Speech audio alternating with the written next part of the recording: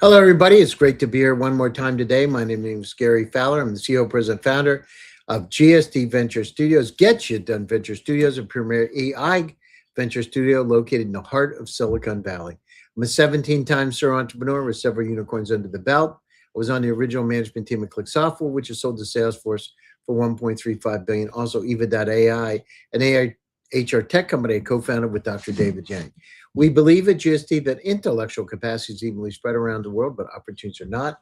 Today in GSD, we have 180 companies that have come through 21 of our cohorts and growing like crazy. So with that, I'd like to introduce our incredible guest. Zeynep is here today, and she is all the way from Turkey. She's the CEO and founder of Mindra. Began building the AI in high school and became a professional AI engineer at just 18. In only just a few years, she's seen the entire ecosystem from YC backed startups and fast growing scale ups to deep research and enterprise systems. At just 21, she founded Mindra to solve the exact infrastructure challenges she's experienced firsthand while building agentic systems.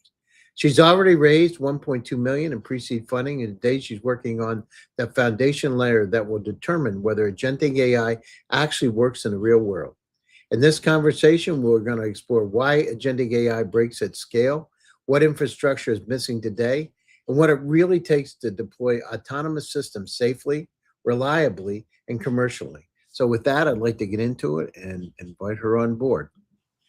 All right. So great to have you here today. Thanks for the invitation, Gary. So, you started building AI incredibly early. What made you decide to get into it, and what's pulled you into the space, and what's made you stay? So, I mean, I loved music since I was in primary school. And I have seen the machine learning algorithm for backtracks in Google, and I was interested in ML because it could like predict anything. It could just complete some stuff. And there is a specific research organization in Turkey called TÜBİTAK, and there's a competition there for high school research, and I started to research in ML when I was 15. That's how it started. Wow, that's amazing. So, by your early 20s, you've already worked across startups, scale ups, research, and enterprise. What Yeah. patterns did you notice that others were missing? Okay. So I first started as research. I started researching in computer vision, and I have seen that academy is not a very good place for me because I think it's very specific and it does not really apply to real world very fast. It wasn't practical at all. And the thing is, I think the industry has more capital to just like develop everything. So I thought it's not a very good idea to just, I don't know, continue there. Then I thought to myself, maybe I should go see some corporate, big companies, enterprises. And I started as an AI engineer at Bosch in a Istanbul office. And there I saw that like the enterprise are like very slow at AI, and they're so scared of the data protection, privacy stuff. So they cannot really integrate anything at all. And the problem is that they want the AI to like succeed anything at all. They want like 95% accuracy, which is not like anywhere realistic, I would say. And because of that, these companies are stuck having like some automation tools. But the problem is that if you have like very, very narrow automation tool, there's always some edge case that it fails, and they don't really get that. And after working there, I thought like the speed is really slow, and even to download a package in Python, I should go talk with IT, and I didn't like that a lot. And I switched to some scale up, I would say startup, maybe 50 people, but a very fast growth startup. And there I saw that it's very fast speed, it's fast growing. And I also worked with enterprises there because we were kind of like selling consultancy and also selling some solutions. But the problem there also just made me aware that people want to integrate AI agents to their system, that's for sure. But the thing is, they have some very specific tasks that they want to automate. But the thing is, in the end of every automation, a person needs to recheck everything again.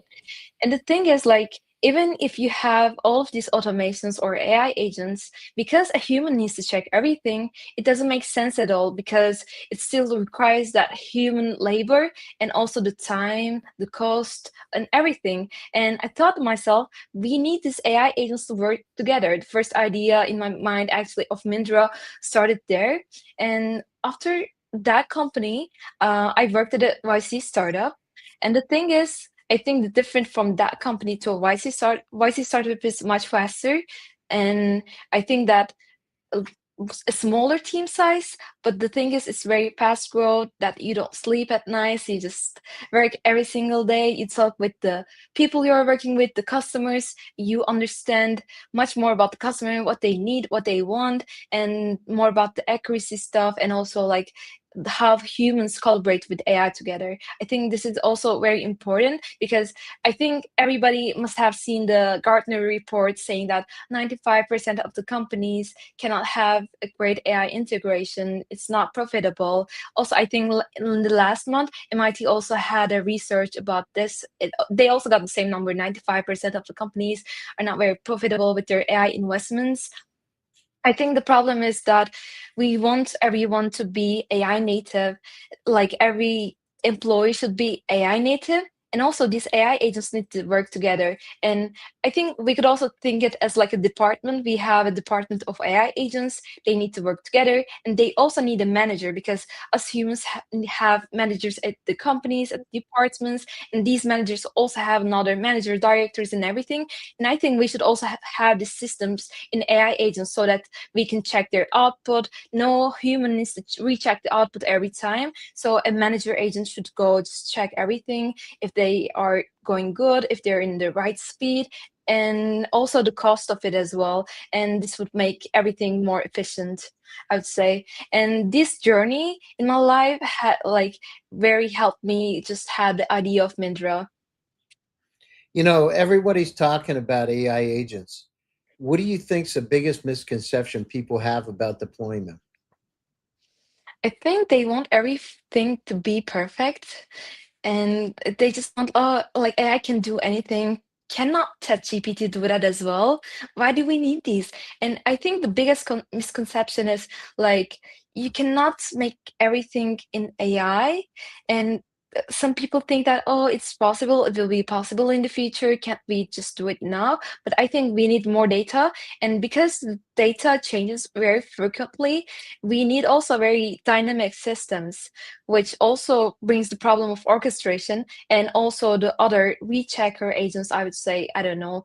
But even with, even if we have the rechecker agents or orchestrator agents or manager agents in the future, the problem is not 100% solvable, I would say. There will be always some point that there's an edge case that it doesn't work, it will fail. But the problem, I think, I mean, the thing we need to do is just like make it high as possible, but not forget we cannot just automate everything 100% reliably.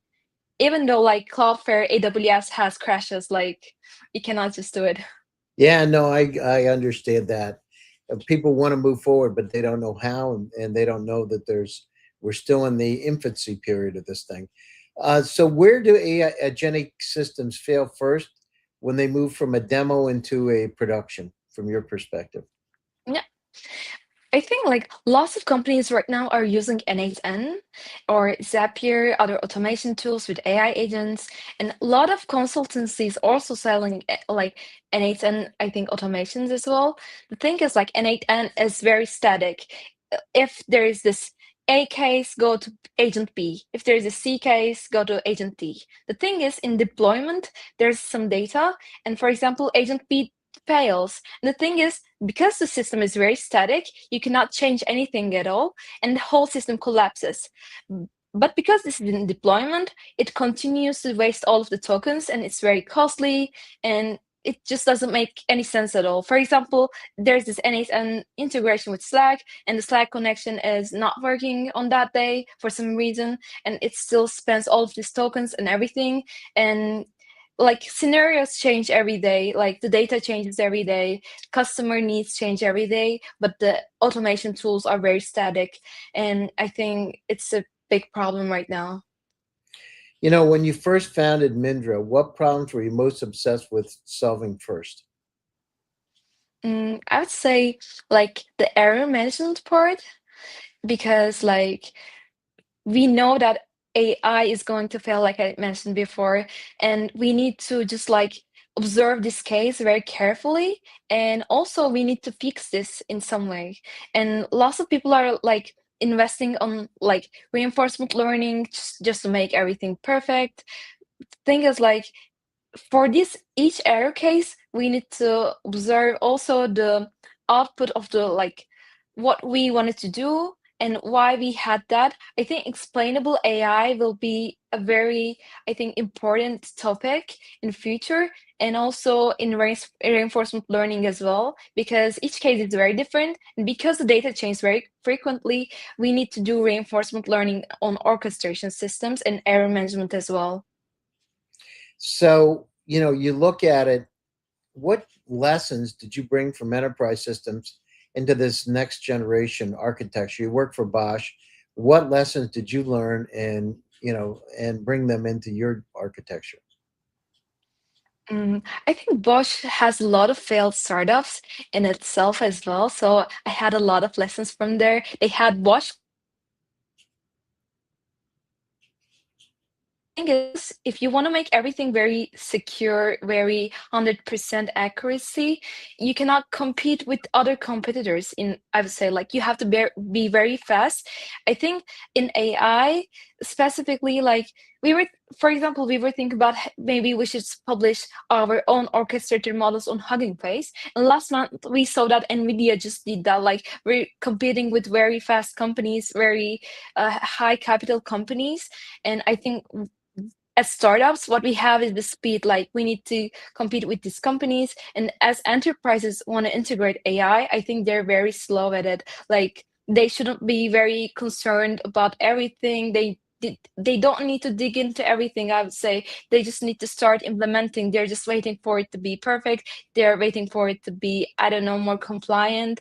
And I think that's one of the biggest takeaways for me. So, as agents become more autonomous, how do you think about control, guardrails, and accountability? And have you seen the systems jump the guardrails? Yeah, I think the biggest problem with multi-agentic systems is that you don't have like a very good evaluation framework. You cannot have like a very good like benchmarking of stuff. Like you cannot say that this failed. You cannot really control that. Like I think the biggest problem is there. And the guardrails, like you need to put very specific guardrails. For example, in OpenAI's agent builder, they're working on this, and I think there's also a very good market there because like because of the lack of the evaluation right now, I think the guardrails are very important. And have you seen systems jump the guardrails? And what kind of things happen? What happens when they jump the guardrails? I mean, even in cloud, it's like I think one of my co-founders' friend had that issue. Like they could leak into clouds like own prompts, which is crazy. Like it's Anthropic, it's a very big company, and they're trying and they're investing a lot to be ethically good, and they're trying a lot of things to be very secure, not to leak anything. But still, even cloud has these issues. Like, and because of this orchestrator systems or agents you are using these models, we are also like kind of dependent on them. And for example, at Mindra, for example, if it's a very like I would say very basic task, basic automation, we generally use cloud models for the orchestrator model. We're not doing any reinforcement learning on small language models or stuff because it's a very, I don't know, straightforward case. We're not doing that. We're using cloud. But if cloud has these problems, I mean, we are also like very dependent on them. So, are we underestimating the operational risk of autonomous agents today? What do you think? Yeah, yeah, for sure. Like, I mean, I think they kind of started to understand because of the costs they have and also the unsuccessful attempts of the, I would say, agentic workflows. And I think like in 2026, there are a lot of startups just focusing on this problem for the orchestration, for the guardrails part, for the evaluation part. I think this year will be nice for each of us to just like integrate fully and make this autonomous systems work more accurately and also very like in business processes. Uh, how do you balance the speed of innovation with safety when building foundational technology? Oh, that's a hard question, I say, because like for example, today I had a LinkedIn DM saying that, oh, you have this security problems in your system. I could link into your this agent and I could do that. And the thing is, like we're not Were they very very serious? sorry. Were they serious? Yeah, they were. We fixed it today in 2 hours. And Wow. the thing, yeah. I think like it's very hard because you're a very small size like team. You're small in terms of team size, and you don't have a lot of engineers if you're a startup, and you don't really hire lots of security people or I don't know, like more ethical AI people if you're not that big as like Meta or OpenAI. Mhm. So I think it's very hard to just balance this. For example, our CTO had to deal with it himself today, and he's not an expert at security or stuff, but I think these like security people are helping us in terms of DMing us. I don't know, just making this That's great. announcements. That's fantastic. Yeah, Rather than taking advantage of the problem, right? So, yeah, true. what excites you most about agentic AI over the next 12 to 24 months? 12 to 24. I would say agentic payments because we're also kind of focusing on micropayments. For example, when we ask ChatGPT about the traffic on that day, they cannot really answer because the problem is that they need to make a call to Google Maps API, and the Google Maps API is not free. For example, it costs, let's say, 0.001 cent. And the thing is, in traditional payment systems like MasterCard or Visa, the transaction fee of these like small micropayment, the fee is even bigger than the fee itself. So if we have lots of calls like API calls or inferences, I don't know, it doesn't really matter what we call, but have these micropayments, the transaction fee becomes very big. And the thing is, like, because this is very costly, no one is focusing on that. But I think in like 24 months, 12 months, like lots of people are focusing on that. OpenAI has made an agreement with PayPal to do agentic commerce. But I think in 1 year, people will also be focusing on the micropayment part of the things. And I think like because lots of companies are like outsourcing agents or building AI agents themselves right now, but I think in 1 or 2 years, these companies will hire other agents from other companies. Agents will be like freelancers that you can hire. And I think micropayments will be also the currency of this world, the agentic world. And I think the micropayments should be on blockchain because the whole world is going there. It's very secure, and we can make sure that like because we have like KYC right now, we will have KYA, know your agent stuff, and also you could trace everything in on that blockchain, which agent made payment to other agent and why, and also everything with micropayments and blockchain, I would say. So, what advice would you give founders building agent based products too early on fragile stacks? Oh, that's a tough one. I think like I have seen some startups have like very different agentic systems. For example, some startups use some frameworks, for example, like LangChain or Pydantic AI or Crew AI or some Microsoft one, Autogen or Microsoft Agent Framework. But the thing is, because they're very dependent on these frameworks, they cannot really add a lot of features to that.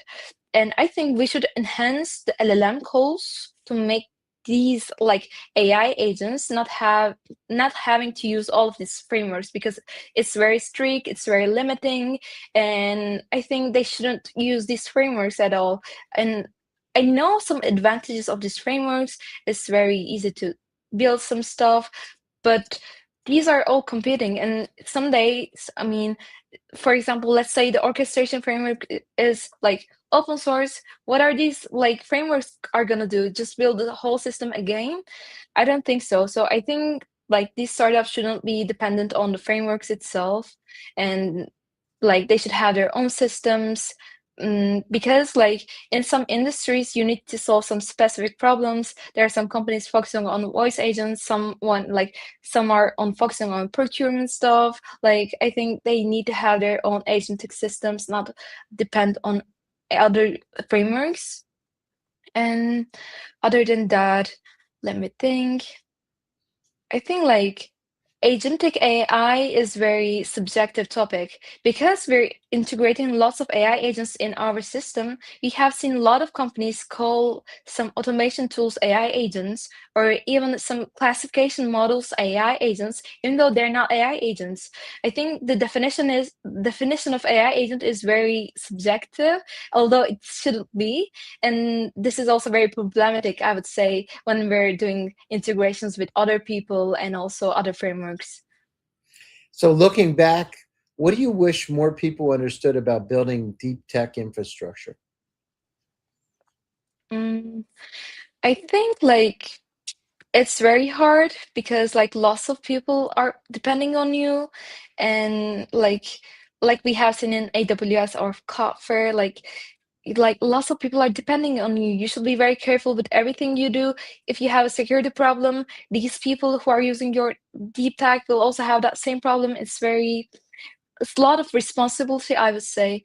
And I think that like if you're in deep tech, I think like in startups you have this idea of like just launch very early and have your customers feedback, you can pivot everything. But I think in deep tech I don't really agree with that, because like you cannot risk having those bad reviews or security problems. You need to have a perfect product, but I think you should have a like I would say reliable product at least, like because I think like I would say it's a very like big responsibility. So finally, what does success look like for Mindra if we fast forward 5 years from now? What will Mindra look like? So we're building the orchestrator layer for AI agents.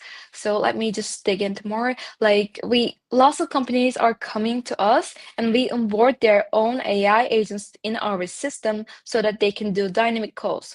What I mean by that is that there is an orchestrator agent, and this orchestrator agent knows all of the agents in the company. And depending on the data and the prompt and the use case, these orchestrator agents decides on which agents to call.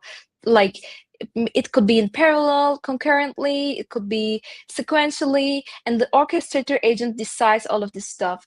And after each step, orchestrator agent just like looks at the output, if that's all right or not, if there's a like solution to fix that, if not, what can we do about it, and also make these decisions. And I think success of Mindra will be depending on the orchestration ability. I think we kind of have a good like understanding of it. So I think the if we could make the orchestration part more accurate, like with less latency, because I think with multi-agentic systems, latency is a big problem right now, and the context size is very important as well, because you have lots of prompts, lots of inputs, lots of agents, and these calls are also like can be in loops, so context size is very important, so we're focusing on that. And in 5 years, I don't know, it also like AI is very fast, and like it could be like tomorrow a very big model comes out, maybe, I don't know, so I cannot say a very Yeah, specific thing, but I would say yeah, we're gonna be the orchestrator layer for all of the AI agents and the micropayment layer as well. no, that's great. Well, I want to thank you for taking time out of your schedule. If you want to stay on for a bit after we're done with the show, we can talk. There was a note here. I wish you continued success, and we would love to see you in even better places. Um, Masha Allah, whoever Masha Allah is, if you know somebody named Masha Allah. But No, I don't know. okay, well, that's very nice that they sent that over. So thank you very much. And thanks to all of you for attending one more time. What are your closing thoughts and how do people get a hold of you? Thank you very much for inviting me, Gary. And thanks to everybody watching me live today. And also, if anybody's interested in orchestration, if you're a startup founder or enterprise, wanna like talk about that, just DM me on LinkedIn. Sounds great. Thanks to all of you for attending one more time. GST Presents Top Global Startups. My name is Gary Fowler, and I'm your host. Stay happy, stay safe, and stay healthy. And I'll be back again soon with another exciting edition. Those of you who will be in San Francisco next week, I'll be keynoting the Health Tech Summit in San Francisco, talking about AI and my stem cell journey. To all our friends around the world, all 73 countries where GSD is. By the way, we have 180 companies in our portfolio, in our family office portfolio today, and that's thanks to all of you. Again, thank you, and talk to you all again soon.